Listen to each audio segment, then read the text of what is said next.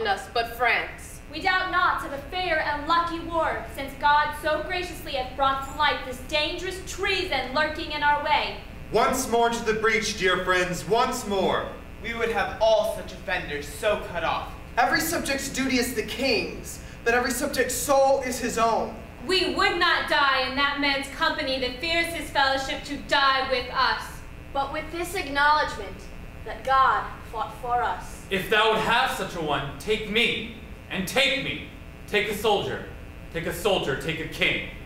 Oh, for a muse of fire that would set the brightest heaven of invention.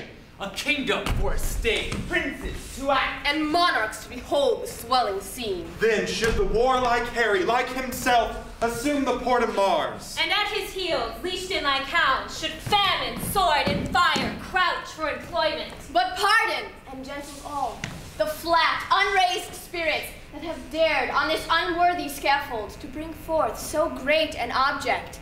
Can this cockpit hold the vasty fields of France? Or may we cram within this wooden O the very casks that did affright the air at Agincourt? Oh, pardon, since a crooked figure may attest in little place a million, and let us ciphers to this great account on your imaginary forces work. Suppose within the girdle of these walls are now confined two mighty monarchies, whose high, upreared, and abutting fronts the perilous, narrow ocean parts asunder. Piece out our imperfections with your thoughts. Into 1,000 parts divide one man, and make imaginary puissance. think, when we talk of horses, that you see them printing their proud hooves at the receiving earth. For 'tis your thoughts that now must deck our kings. Carry them here and there, jumping o'er time. Turning the accomplishments of many years into an hourglass. For the which supply, admit me, chorus, to this history, who prologue like your humble patience pray. Gently to hear, kindly to judge our play. Domine tu sola, Domine tu sola, Domine tu sola, Domine tu sola scoria. My lord, I'll tell you that self-bill is urged, which in the 11th year of our last king's reign was like and had indeed against us passed, but the scambling and unquiet time did push it out a farther question. But how, my lord, shall we resist it now? It must be thought on. If it pass against us, we lose the better half of our possession. But what prevention? The king is full of grace and fair regard. And a true lover of the Holy Church. The courses of his youth promised it not. The breath no sooner left his father's body than his wildness, mortified in him too, seemed to die at that instant. Yea, consideration like an angel came and whipped the offending Adam out of him, leaving his body as a paradise. We are blessed in the change. Hear him, with reason and divinity, and all admiring with an inward wish, you would desire him made a prelate. Hear him debate of commonwealth affairs, you would see it hath been all in all his study.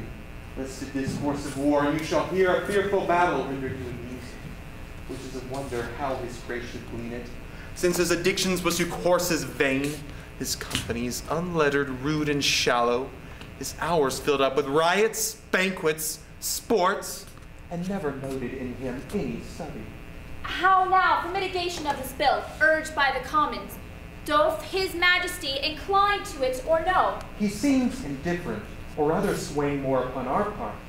I have made an offer to his Majesty, as touching France, to give a greater sum than ever yet the clergy did to his predecessors part withal. How did this offer seem received, my lord? With good acceptance of his Majesty, save there was not time enough to hear.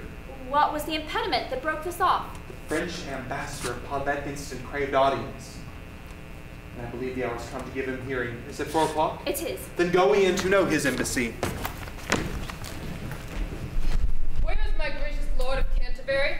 God and his angels guard your sacred throne, and make you long be on it. Sure we thank you. My learned lord, we pray you to proceed and justly and religiously unfold why the law saileth that they have in France, or should not bar us in our claim. Therefore, take heed how you upon our person, how you awake our sleeping sword of war, we charge you in the name of God, take heed. for never to such kingdoms did contend without much fall of blood. Then hear this, gracious sovereign. There is no bar to make against your highness's claim to the throne, but this which they produce from Fairmont. No woman shall succeed in Salic land, which the French unjustly gloze to be the realm of France. Yet their own authors faithfully affirm that the land Salic is in Germany. Then doth it well appear that Salic law was not devised for the realm of France, nor did the French possess the land until 401 and 20 years after the function of King Fairmont. I presuppose the founder of this law. King Pepin's title, and Hugh Capet's claim, King Louis his satisfaction, all appear to hold in right and title of the female. So do the kings of France unto this day, howbeit they would hold up this Salic law to bar your highness claiming from the female. May I with right and conscience make this claim? The sin upon my head, dread sovereign, for in the book of Numbers is it writ, when the man dies, let the inheritance descend unto the daughter. Gracious lord, stand for your own, unwind your bloody flag. Your brother kings and monarchs of the earth do all expect that you should rouse yourself, as did the former lions of your blood. Oh, let their bodies follow, my dear liege, with blood and sword and fire to win their right.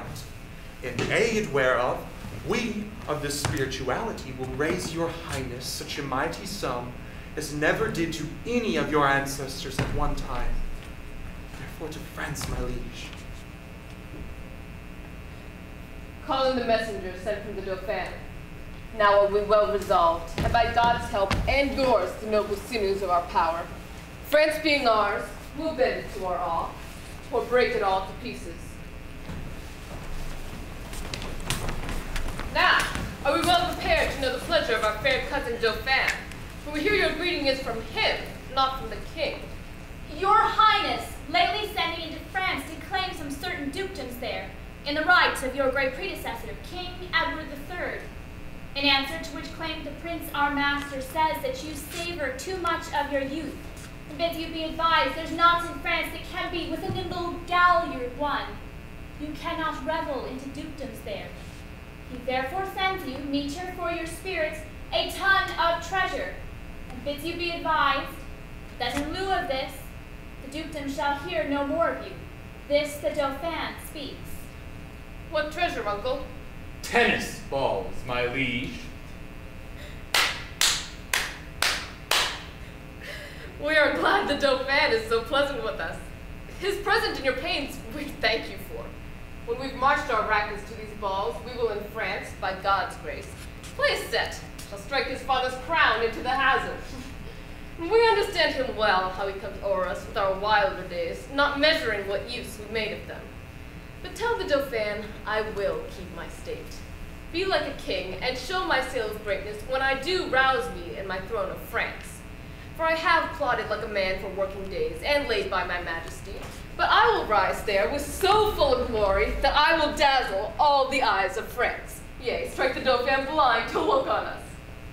And tell the pleasant prince, this mock of his hath turned his balls to gunstones, and his soul will stand sword charged for the wasteful vengeance shall fly with them. For many thousand widows shall mock out of their dear husbands, mock mothers from their sons, mock castles down, and some are yet ungotten and unborn that shall have cause to curse the Dauphin's scorn. But this all lies within the will of God, to whom I do appeal, and in whose name tell you the Dauphin I am coming on. His death will savor but of shallow wit, when thousands weep more than did laugh at it. Convey them with safe conduct. Fare you well. This was a merry message. We hope to make the sender blush at it. Therefore, my lords, omit no happy hour that may give furtherance to our expedition. For we have now no thought in us but France. Let every man now task his thought that this fair action may on foot be brought. Now, all the youth of England are on fire! And silken dalliance in the wardrobe lies. Now strive the armorers, and honor's thought reigns solely in the breast of every man. For now sits expectation in the air, and hides a sword from hilt as the point, with crowns imperial, crowns and coronets, promised to Harry and his followers. The French! Advised by good intelligence of this most dreadful preparation, shake in their fear, and with pale policy seek to divert the English purposes. O England!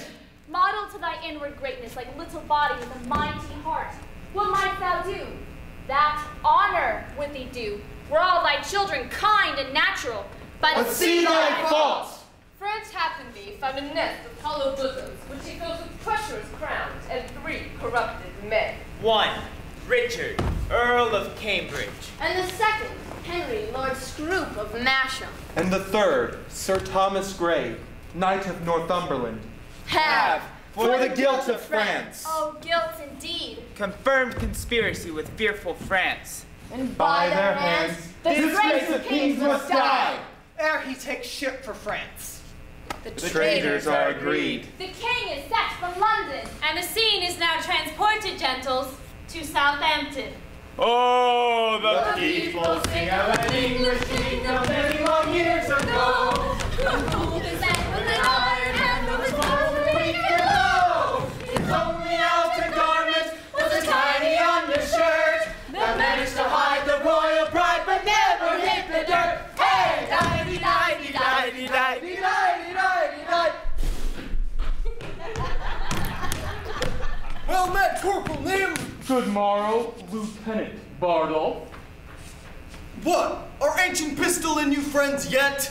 For my part, I care not. I say little, but when time shall serve, there shall be smiles. But that shall be as it may. I dare not fight, but I will wink and hold up mine ire. I will bestow a breakfast to make you friends, and we'll be all 3 sworn brothers to France. Let it be so, good Corporal Nim. I will do as I may. It is certain, Corporal, that he is married to Nell quickly, and certainly she did you wrong, for you were troth plight to her. How now, mine host pistol? Base, tight. Callest thou me host? By this hand I swear I scorn the term. Nor shall my Nell keep lodgers. No, by my troth, not long. For we cannot lodge and board a dozen or 14 gentlewomen that live honestly by the prick of their needles, but it be thought we keep a body house straight. Oh, pish! Pish to thee, Iceland dog! Oh, good Corporal Nim, show thy valor and put up your sword. You shoggoth! I would have you soulless! Soulless, egregious dog! Would prick your guts a little, in good terms as I may, and that's the humor of it. Oh, braggart vile! Hear me what I say. He that strikes the first stroke, I'll run him up to the hilts. As I am a soldier, an oath of mickle might and fury shall abate. My host pistol! You must come to my master. And you, hostess, he is very sick and would to bed. Good Bardolph, put thy face between the sheets and do the office of a warming pan. Faith, he's very ill. Away, you rogue! By my troth, the king has killed his heart. Good husband, come home presently.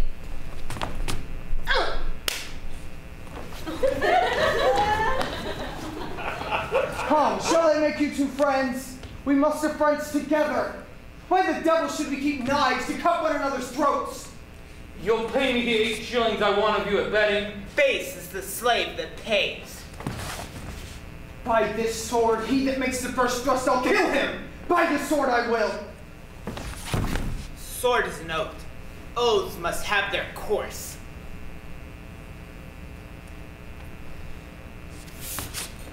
Corporal Nim and thou wilt be friends! Be friends! And thou wilt not? Why then be enemies with me too? Prithee put up!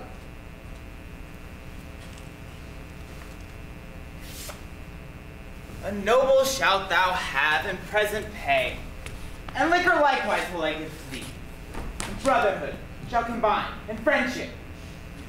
I'll live by Nim, and Nim shall live by me. Is this not just? Give me thy hand. I shall have my noble. In cash, most justly paid. Well then, that's the humor of it. As ever you came a whooping coming quickly to Sir John. Oh.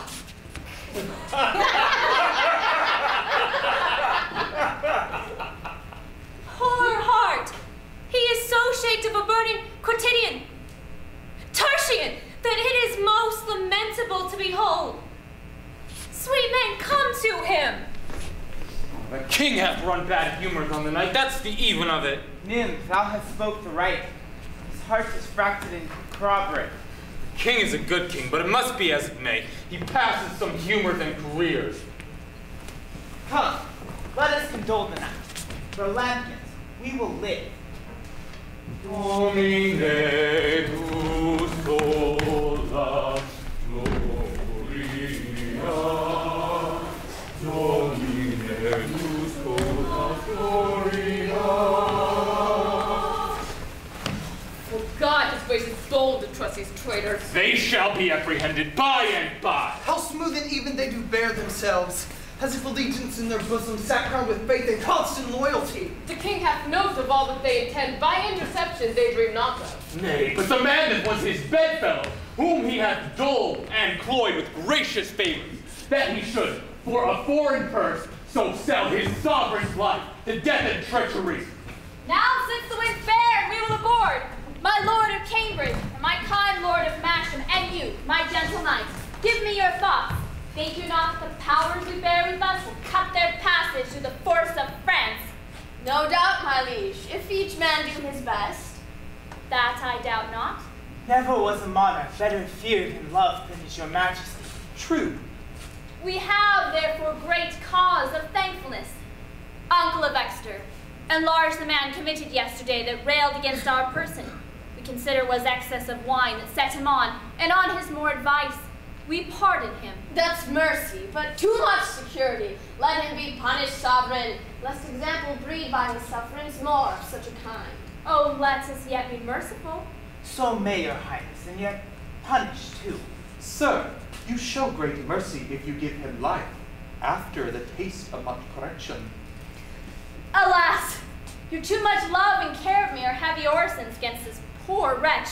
If little faults proceeding on distemper shall not be winked at, how shall we stretch our eye when capital crimes, chewed, swallowed, and digested, appear before us? We'll yet enlarge that man, though Cambridge, Scroop, and Grey, in their dear care and tender preservation of our person, would have him punished. And now to our French causes. Who are the late commissioners? I won, my lord. Your highness bade me ask for it today.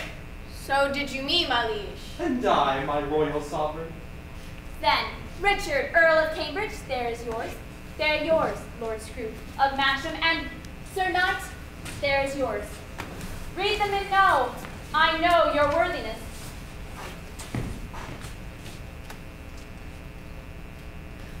Why? How now, gentlemen?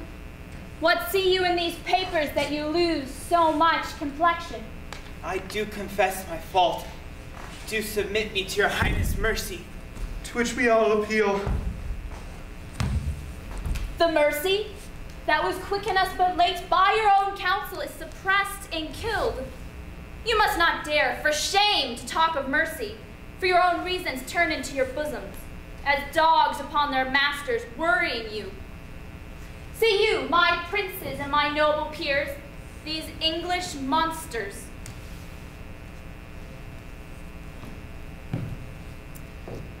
What shall I say to thee, Lord Scroop? Thou cruel, ungrateful, savage, and inhuman creature! Thou that didst bear the key to all my counsel, that knewest the very bottom of my soul, that almost mightst have coined me into gold. Wouldst thou have practiced on me for thy use? Is it possible that foreign hire could out of thee extract one spark of evil that might annoy my finger? 'Tis so strange, though truth that stand off, gross as black and white, my eye will scarcely see it. Constant spirit, not swerving with the blood, such and so finely bolted didst thou seem that thy fall had left a kind of blot, to mark the full-fraught man and best endued with some suspicion. I will weep for thee, for this revolt of thine, methinks, is like another fall of man.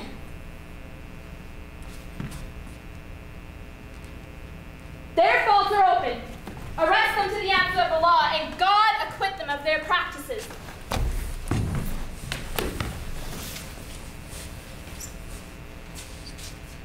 You have conspired against our royal person, join with an enemy proclaimed, and from his coffers receive the golden earnest of our death, wherein you would have sold your king to slaughter, his princes and peers to servitude, his subjects to oppression and contempt, and his whole kingdom into desolation.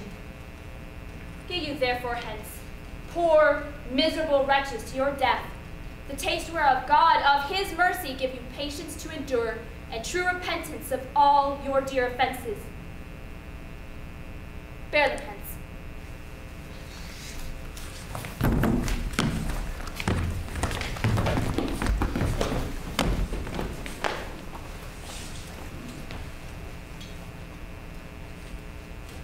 Now, lords, for France, the enterprise whereof shall be to you as thus like glorious. We doubt not of a fair and lucky war, since God so graciously hath brought to light this dangerous treason lurking in our way. Cheerly to see the signs of war advance. No king of England, if not king of France. Oh, the people sing of an English king from many long years ago, who rules this land with an iron hand, though his laws were weak and low. His only outer garment was a tiny undershirt that managed to hide the royal pride, but never hit the dirt.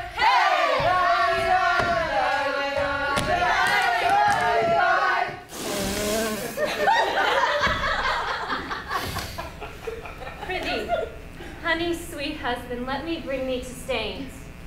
No, for my manly heart doth yearn. Bardolph, be black. Nymph, rouse thy vaunting veins. Boy, bristle thy courage up. For Falstaff, he is dead, and we must yearn therefore. But I were with him, wheresoever he is, either in heaven or in hell. Nay! Oh, sure he's not in hell. He made a finer end and went away, and it had been any Christum child. For when I saw him fumble with the sheets and play with flowers and smile upon his fingers' ends, I knew there was but one way. So he cried out, God, God, God, 3 or 4 times. Now I did comfort him, bidding he should not think of God. I thought there was no need to trouble himself with any such thoughts yet. Then he bade me lay more clothes on his feet. Put my hand into the bed and felt them, and they were as cold as any stone. Then I fell to his knees, and they were as cold as any stone. All was as cold as any stone. They say he cried out of sack. Aye, that he did. And of women. Nay, that he did not. Yes, that it did. It said there were devils incarnate. He could never abide carnation. 'Twas a color he never liked. Said once the devil had women. Well, he did in some sort indeed handle women. Do you remember I saw a flea stuck upon Bardolph's nose and said it was a black soul burning in hellfire? Well, the fuel is gone that maintained that fire. That's all the riches I got in his service. Shall we shog? The king will be gone from Southampton. Come, let's away. My love, give me thy lips.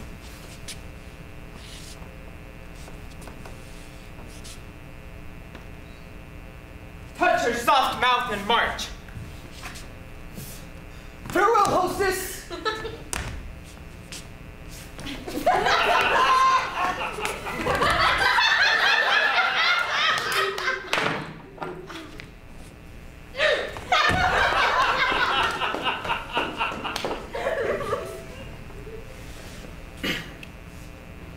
I cannot kiss. That's the humor of it. But adieu.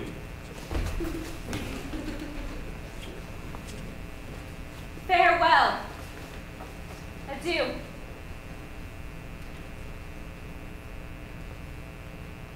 All the people sing of an English king of many long years ago, who ruled this land with an iron hand, though his laws were weak and low. His only La chaux, la chaux,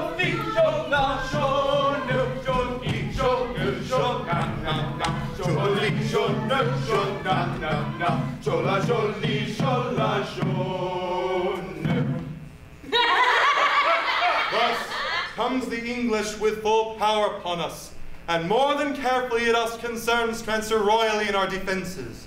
For England his approach makes us fierce as waters to the sucking of a gulf. It fits us then to be as provident as fear may teach us how to lay examples left by the fatal and neglected English upon our fields. My most redoubted father, 'tis meet we arm us against the foe, for peace should not so dull a kingdom, but that defenses, musters, preparations should be maintained, assembled, and collected, as were a war in expectation. Therefore, I say 'tis meet we all go for it, and do it with no show of fear. For my good liege, they're so idly keen by a vain, giddy, shallow, humorous youth, that fear attends her not. Oh, peace, Prince Dauphin. You are too much mistaken in this king. Question, your grace, the late ambassadors with what great state he heard their embassy, how well supplied with noble counselors, how modest an exception, and withal how terrible in constant resolution. Well, 'tis not so, my lord high constable. But though we think it so, it matters not. In cases of defense, 'tis better to weigh the enemy far more mighty than he seems. Think we King Harry strong, and princes look you strongly armed to meet him. His kindred hath been fleshed upon us. He is bred out of that bloody strain that has haunted us in our familiar paths. Witness our too much memorable shame, that black name, Edward, Black Prince of Wales. This is a stem of this victorious stock. Let us fear the native mightiness and fate of him. Ambassadors from Harry, King of England, do crave admittance to your majesty. We'll give them present audience. Good, my sovereign. Take up the English short. Show them of what a monarchy you are the head. Self-love is not so vile a sin as self-neglecting. From our brother England. From him, and thus he greets your majesty. He wills you in the name of God Almighty that you divest yourself and lay apart the borrowed glories that by gift of heaven, by law of nature and of nations, belong to him and to his heirs, namely the crown. Willing to overlook this pedigree, and when you find it evenly derived from his most famed of famous ancestors, Edward III, he bids you then release your... Or else what follows? Bloody constraint. For if you hide the crown, even in your hearts, there will he rage for it. Therefore, in fierce tempest is he coming, in thunder and in earthquake, like Jove, that if requiring fail, he will compel. This is his claim, his threatening, and my message, unless the Dauphin be in presence here, to whom expressly I bring greeting too. I stand here for him. What to him from England? Scorn and defiance, slight regard, contempt, and anything that may not misbecome. The mighty sender doth he prize you at. Say, if my father render fair return, it is against my will, for I wish nothing but odds with England. To that end, as matching to his youth and vanity, did I present him with the Paris balls. He'll make your Paris louver shake for it, and be assured you'll find a difference, as we, his subjects, have in wonder found between the promise of his greener days and these he masters now. Tomorrow shall you know our mind at full. Thus, with imagined wing, our swift scene flies in motion of no less celerity than that of thought. Suppose you see the well-appointed king at Hampton Pier embark his royalty, and his brave fleet, borne by the invisible and creeping wind, holding due course to Harfleur. Follow! Follow! Work your thoughts and bearings see a siege. Behold the ordnance on their carriages, with fatal mouths gaping on girded Harfleur. Suppose the ambassador from the French comes back, tells Harry the king doth offer him Catherine, his daughter, And with her to dowry some petty and unprofitable dukedoms. The offer likes not, and the nimble gunner with linstock now the devilish cannon touches, and down goes all before them. Still, be kind, and eked out our performance with your mind.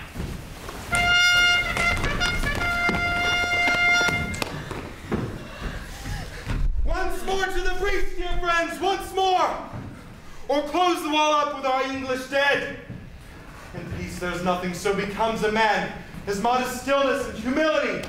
But when the blast of war blows in our ears, then imitate the action of the tiger, stiffen the sinews, summon up the blood, disguise fair nature with hard, favored rage, then lend the eye a terrible aspect.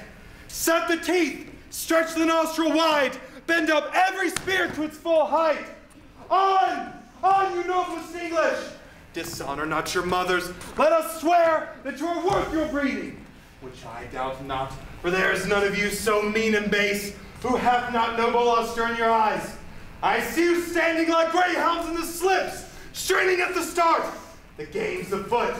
Follow your spirit, and on this charge, cry out for Harry! Harry! England! England! St. George! St. George! On! To the breach! To the breach! Oh, prithee, Corporal, stay. I have not a case of lives. Oh, if I were in an alehouse in London, I would give all my fame for a pot of ale and safety. And I. Up to the breach, you dog! Mr. Llewellyn! You must come presently to the mines. Duke of Gloucester would speak with you. Oh, tell you the Duke, it is not so good to come to the mines, for, look you, the mines is not according to the disciplines of the war. By God, I think it will blow up all if there's not better direction. The Duke of Gloucester, to whom the order of the siege was given, is altogether directed by an Irishman. Very valiant gentleman, faith. 'Tis Captain MacMorris, is it not? I think it be. By faith, he is a mule, as in the world. He has no more directions in the true disciplines of the war than is a puppy dog. Scots captain, Captain Jamie with him. Oh, Captain Jamie is a marvelous, valorous gentleman, that is certain, and of great expedition and knowledge in the ancient wars. I say, good day, Captain Llewellyn. Good Captain James. How now, Captain Morris? How do you put the mines? Have the pioneers given o'er? Oh, by my faith, Lord, 'tis still done. The work should give over, the troop bid sail the retreat. By my hand, 'tis still done. Captain MacMorris, I beseech you now, a few disputations with you, as partly touching or concerning the war, the Roman wars, in the way of argument, look you, and friendly communication. It is no time for discourse, so God save me. The town is besieged, the trumpet call is to the bridge, and we talk and do nothing. 'Tis shame for us all. There's throats to be cut and work to be done. Play the miss. Everything's easy, me taking social slumber. I'll do good service early in the ground for it. Eh?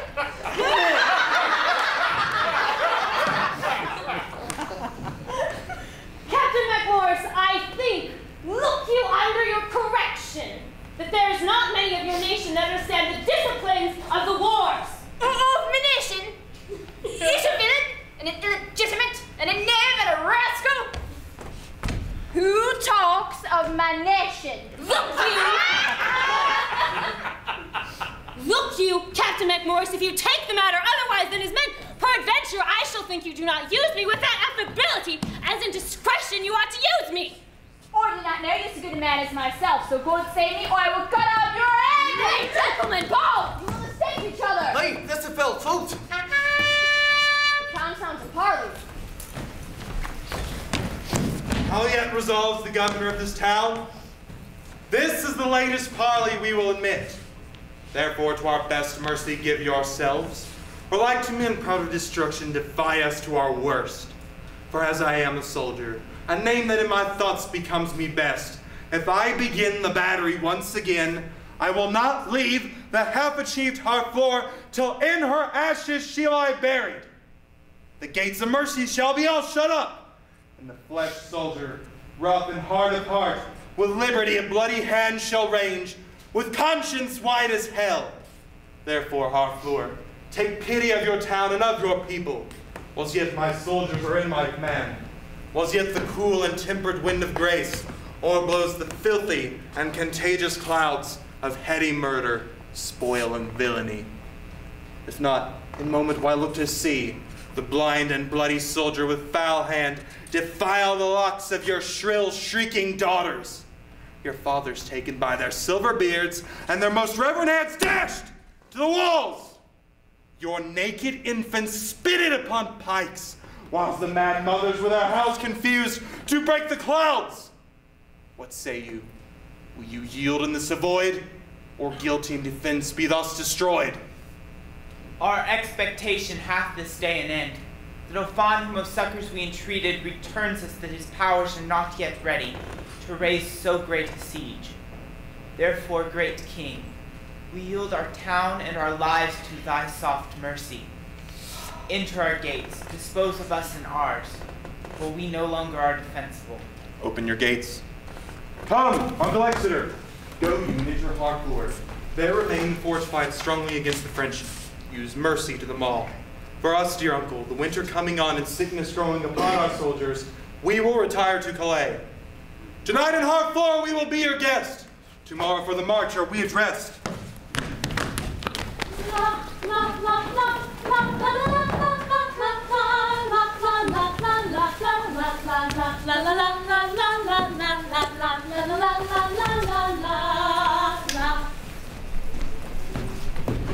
Alice, tu as été en Angleterre et tu parles bien le langage.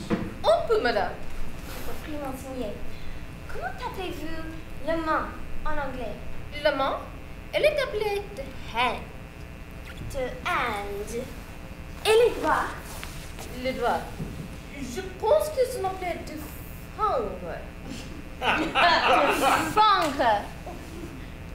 Le main, the hand, les doigts, le fingre. Je pense que je suis un bon écolier. Comment appelez-vous les ongles? Les ongles, nous les appelons the nails. The nails. The hand, de fingre et de nails. C'est bien dit, madame. Et dites-moi l'anglais pour le bras. The arm, madame. Et le coude. The elbow. The elbow. Comment appelez-vous le col? The neck, madame. The knee. Et le menton? The chin. The chin. Le col, the knee, le menton, the chin, the elbow, the neck, the chin. Comment appelez-vous la quai et la robe? The foot, madame, et the cow. The foot et the cow? Oh, Seigneur Dieu! Ce sont mots de son mauvais, correctible, impudique, et comme, et non pour le don d'honneur, disait. The foot et the cow. Oh, mais moi, je réciterai une autre fois ma leçon ensemble. The hand, the finger, the nails, the arm, the elbow, the neck, the chin, the foot et the cow. Excellent, madame.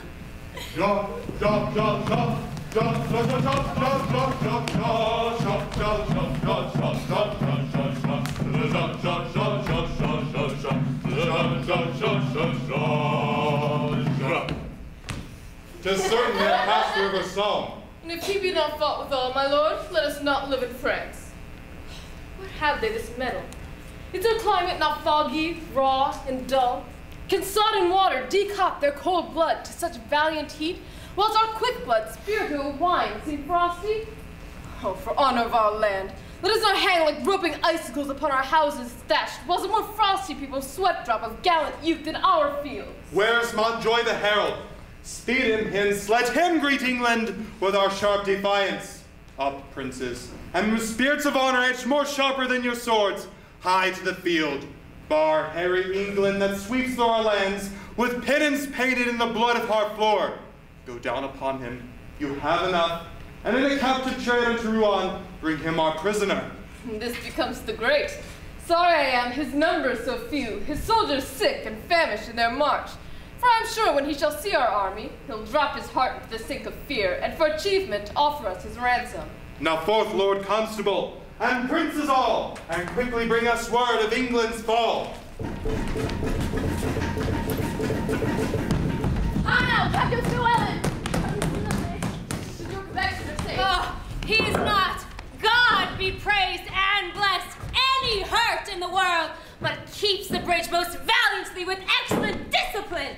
Ah, there is lieutenant at the bridge. I think in my very conscience he is as valiant a man as Mark Antony. He is called Ancient Pistol. I know him not.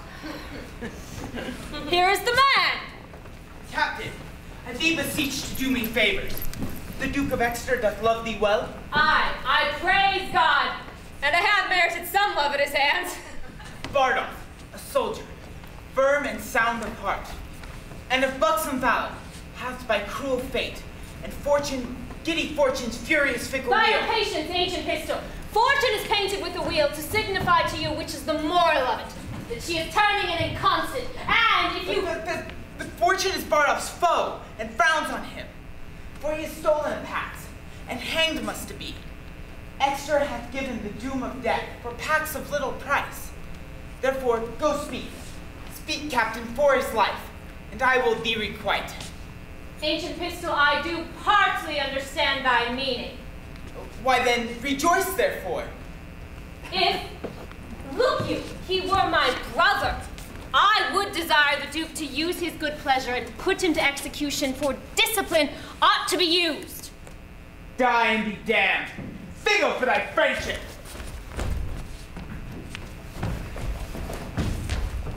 Huh, this is an errant, counterfeit rascal. I remember him now. Bought a cut purse. Oh, I'll assure you, he uttered as brave words at the bridge as you shall see in a summer's day.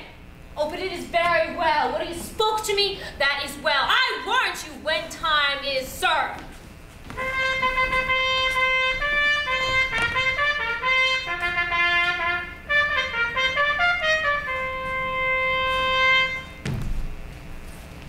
Captain Fluellen, comest thou from the bridge? Aye, so please your majesty. The Duke of Exeter has very gallantly maintained the bridge.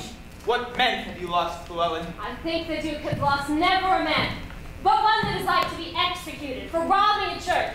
One Bardolph, if your majesty know the man. We would have all such offenders so cut off. And we give express charge, then in our marches through the country, that nothing be compelled from the villages, that nothing be taken but paid for, that none of the French upbraided or abused in disdainful language. For when lenity and cruelty play for a kingdom, the gentler gamester is the soonest winner. What shall I know of thee? My master's mind. Unfold it. Thus says my king. Say thou to Harry of England, though we seem dead, we did but sleep. Tell him we could have rebuked him at Harfleur. Now we speak, and our voice is imperial. England shall repent his folly. Bid him therefore consider of his ransom, which must proportion the losses we have borne, the subjects we have lost, and the disgrace we have digested, which in wait to re-answer his pettiness would bow under. To this add defiance, and tell him for conclusion he hath betrayed his followers, whose condemnation is pronounced. So far my king and master, so much my office. What is thy name? I know thy quality. Montjoy. Thou dost thy office fairly. Turn thee back, and tell thy king I do not seek him now, but could be willing to march on to Calais without impeachment. Tell thy master, here I am. My ransom, but this frail and worthless trunk. My army, but a weak and sickly guard, but God before tell him we will come on. If we may pass, we shall. If we be hindered, we shall your tawny ground with your red blood discolor. Fare ye well, Montjoy. The sum of all our answers is but this. As we do not seek a battle as we are, nor as we are we say we shall not shun it. So tell your master. I shall deliver so. Thanks to your highness. I hope they will not come upon us now. We are in God's hand, brother, not in theirs. March to the bridge. It now draws toward night. Beyond the river we'll encamp ourselves, and tomorrow, bid them march away.